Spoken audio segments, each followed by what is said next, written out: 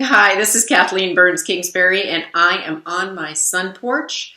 And if you didn't know it already, I live in Vermont. I love to tell people that because I love Vermont, but it also is the reason why I'm on a sun porch and I have a wood stove behind me, because that's how we roll in Vermont. You always need your wood stove, just in case it's too cold on your sun porch.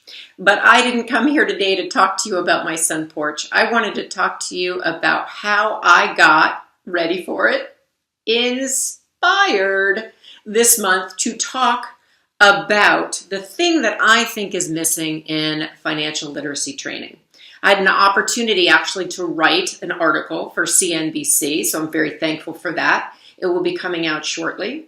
And what I talked about was the fact that for years, we have been trying to address this financial literacy crisis in our country. And still, less than 40% of Americans can pass a basic financial literacy test. So what's wrong with this picture? Well, I think it's because we haven't learned how to break money silence. That it's very hard to continue learning about money, or maybe even initially learn about money, if you feel like you can't talk about it. So what I talk about in this article is the idea that it is really important for financial literacy curriculums, for advisors, for people who are teaching in high school, middle school, college. When you're teaching about finance, you need to also teach money talk skills. And so the first thing that you can do to encourage people to learn about their relationship with money and financial communication is to examine their money talk mindset. The second thing you can do is you can dare them to have one financial conversation. So my dare is usually have one financial conversation in the next year.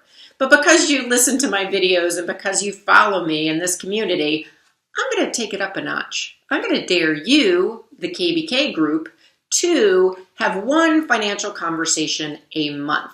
It only needs to be a couple minutes long, and it can be as simple as wondering out loud what somebody else's money talk mindset is. Or saying, hey, did you know it's Financial Literacy Month?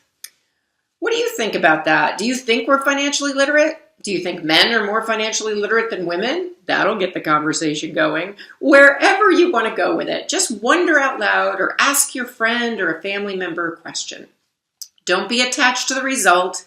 Don't be attached to whether the conversation is considered successful or not. What's important is that you dared to have it.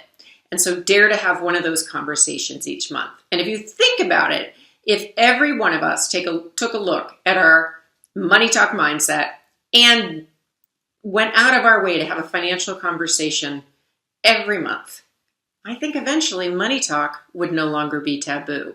And that inspires me to continue my work.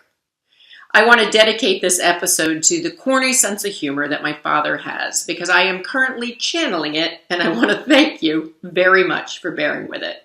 This is Kathleen Burns Kingsbury saying, stay inspired, dare to speak up, don't be quiet, and break money silence.